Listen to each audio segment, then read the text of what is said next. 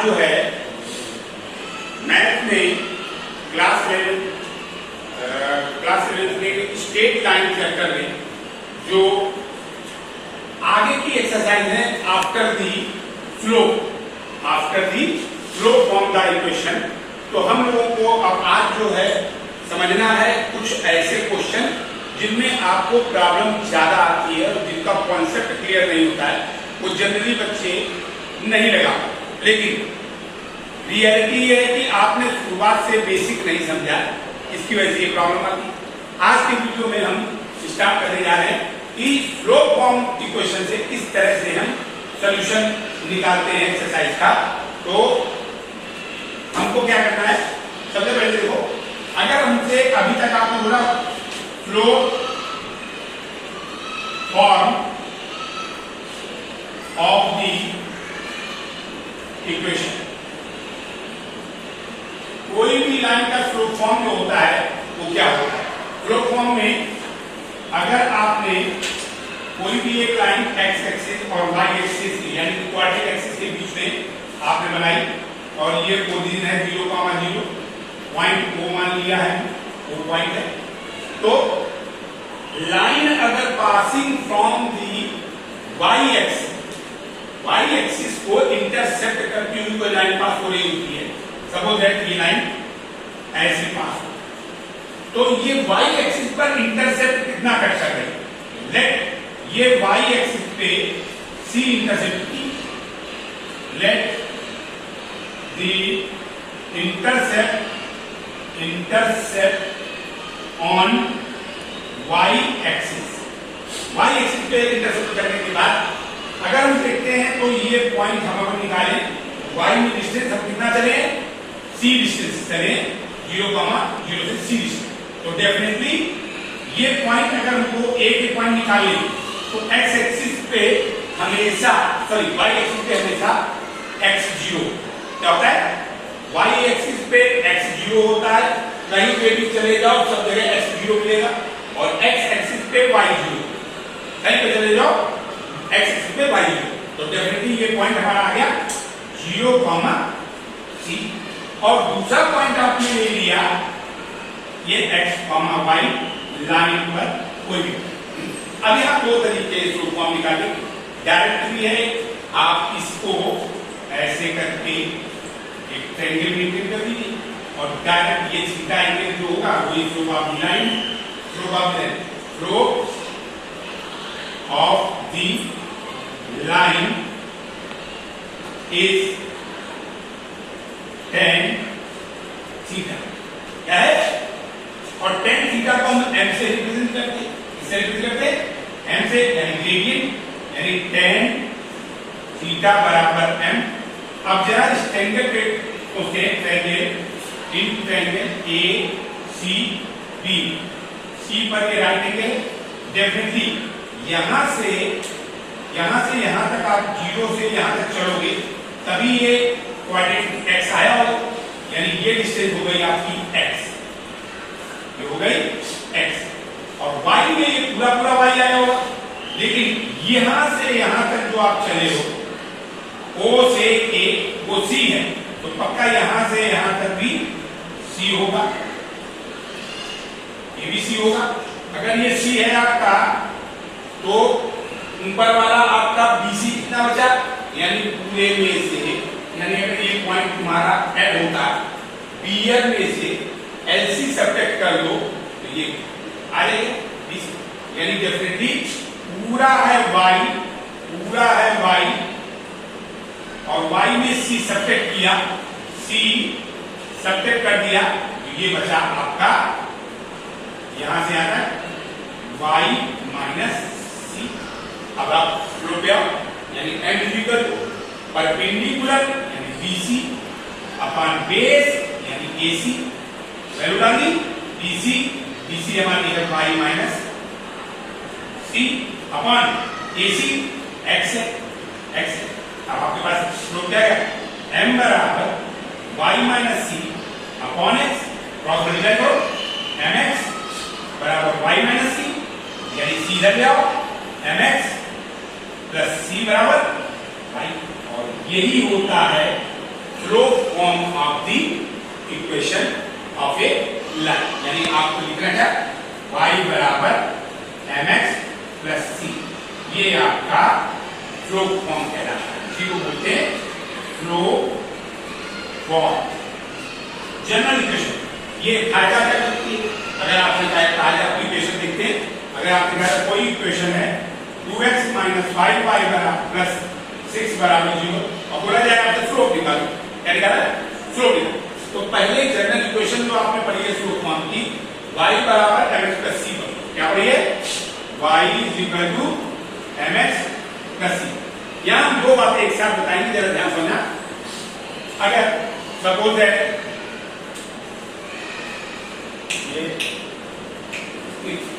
तो ये हमारे पास अगर हम देखते हैं, इसको अगर कंपेयर करें तो सबसे पहले y को एलोन करना, y को आप यहीं रोक के रखो और बाकी सबको शिफ्ट कर दो -2x माइनस।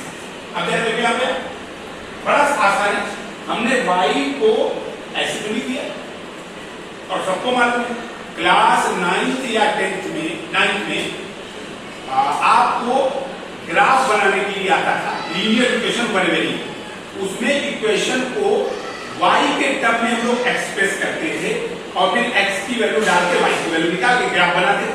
सेम तरीके से आप इसको भी y के टर्म में एक्सप्रेस करते, तो माइनस y बराबर ये, यानी y is equal to minus का पूरे पहले मल्टीप्लाई कर दो, पूरे मल्टीप्लाई कर दो माइनस का, तो 5y प्लस 2x प्लस 6, यानी y आप 5 को नीचे ले जाओ, 2x प्लस 6 अपॉन 5। कई बच्चों को ये दिक्कत आती है कि सर ये डिवाइड करो, अलग अलग प्रॉब्लम आती है, तो एक इजी मेथड क्या होता है कि कोफिशिएंट ऑफ y जो भी आपको दिख रहा हो, y का कोफिशिएंट जो भी दिख रहा हो, हमको y के कोफिशिएंट को 1y बनाना है स्टैंडर्ड इक्वेशन। तो 1 लाने के लिए 5 से डिवाइड होना चाहिए, क्या होना चाहिए? 5 से डिवाइड। तो हम क्या करें, ऐसे नहीं करना चाहते आप तो पूरे में डिवाइडेड बाय 5, पूरी इक्वेशन को आप 5 से डिवाइड करें, डिवाइड बाय 5 क्या आ जाएगा? 5 डिवाइड हो जाएगा अपॉन 5 अपॉन सब एलिमेंट से डिवाइड करें, ये कैंसिल हो आया, y is equal to 2 upon 5 x plus 6 upon 5। अब आपसे अगर क्वेश्चन पूछा होता कि ये इक्वेशन दी गई थी 2x माइनस 5y प्लस 6 बराबर 0, आप इसमें स्लोप भी बताओ और इंटरसेप्ट भी बताओ कि y एक्सिस पे इस लाइन ने कितना इंटरसेप्ट किया, तो हम क्या करेंगे, आप इससे कंपेयर करो जरा, y बराबर mx प्लस c को mx प्लस c, आप कंपेयर करो, x का कोफिशिएंट m और यहाँ x का कोफिशिएंट है 2 अपॉन 5, यानी ये आ गया आपका स्लोप। क्या बच्चों? स्लोप। और अगर आपको पूछा जाए इंटरसेप्ट क्या है, तो c intercept on y axis था, c intercept on y axis था, तो डायरेक्ट यहाँ पर देखिए ये लाइन जो भी लाइन जा रही है उसका c कितना आएगा, तो c बराबर 6 अपॉन 5। यहाँ तक समझ आया बच्चों? क्लियर है? ये बात सबको क्लियर? अब एक चीज और यहीं पे आप और क्लियर कर लो, अगर आपसे कहा जाए, अब आपको ये सपोज इसको ये समझ में आ गया ठीक, लेकिन कुछ जगह पे क्वेश्चन को करने के लिए हल ही होना, पर we want to find out the solution very fast and we can use the flow in another equation, then how can we solve very fast the equation? तो क्या करेंगे, कंपेयर करेंगे इस इक्वेशन को, इस इक्वेशन को मान लो आप जनरल फॉर्म की तरीके, पहले आप कैसे लिखोगे, जनरल फॉर्म की तरीके क्या देखना, हमने कहा कोई भी इक्वेशन ऐसे होती है ax plus by plus c बराबर 0, ऐसे। यदि अगर हम इसको फ्लो फॉर्म की तरीके लेके आते तो जरा देखते हैं m इस इक्वेशन से m क्या है, तो हमें मालूम वही पुराना कॉन्सेप्ट by बराबर बाकी सबको शिफ्ट कर दिया माइनस ax माइनस c, ये दोनों को उधर शिफ्ट कर दिया, और हमने बताया था y को एलोट करने के लिए a से डिवाइड करना पड़ेगा, b से डिवाइड करना पड़ेगा, यहाँ 5 किया था, यहाँ b से डिवाइड करो, y को ओपन करना है, b b, अभी देखो b कैंसिल। अब जरा यहाँ देखो, आपके पास इक्वेशन आ गई y बराबर माइनस a अपॉन b ये into x minus c upon b। अब जरा इसको कंपेयर करो जनरल फॉर्म से, जो स्लोप फॉर्म था। m आ रहा है, जब ऐसी इक्वेशन दी जाए तो आंसर आता है माइनस a अपॉन b। यानी आपके पास डायरेक्ट फॉर्मूले के हिसाब से डायरेक्ट स्लोप निकालना है। डायरेक्ट स्लोप को अगर आप फाइंड आउट करते हैं, फाइंड करना चाहेंगे तो आप सीधे लिखो m बराबर माइनस a अपॉन b। अब जरा इस इक्वेशन को आप मैंने दिया, इस इक्वेशन को दोबारा लिखो। ये इक्वेशन थी 2x माइनस 5y प्लस 6 बराबर 0। अब यहाँ पे कंपेयर करो जनरल इक्वेशन। जनरल इक्वेशन से कंपेयर करते हैं अगर, तो ये जनरल इक्वेशन थी ax plus by plus c बराबर 0। अब यहाँ देखते हैं जो तो मालूम माइनस a अपॉन b होता है, यानी a की वैल्यू 2 और b की वैल्यू माइनस 5। तो क्या लिख सकते हैं, m is equal to minus a है 2 और b की वैल्यू आई माइनस 5 माइनस 5 माइनस 5 माइनस कैसे, यानी आंसर आया 2 अब देखो ये डायरेक्ट मैंने निकाला और ये आपको कंपेयर करो। आपके हिसाब से आपको जो जरूरत हो वो आप बहुत तेजी से चट से ऐसे निकाल। क्लियर है मेरे पास? समझे? अब एक चीज और इसी के साथ आपको समझना पड़ेगा कि अगर कंटिन्यूटी में चलते जा रहे हैं तो आपको यहां पर ये भी मालूम होना चाहिए कि स्लोप वाले इक्वेशन जो होते हैं उनको बड़ी तेजी से हम कैसे सॉल्व। जैसे ये तो आप लोग नोट कर सकते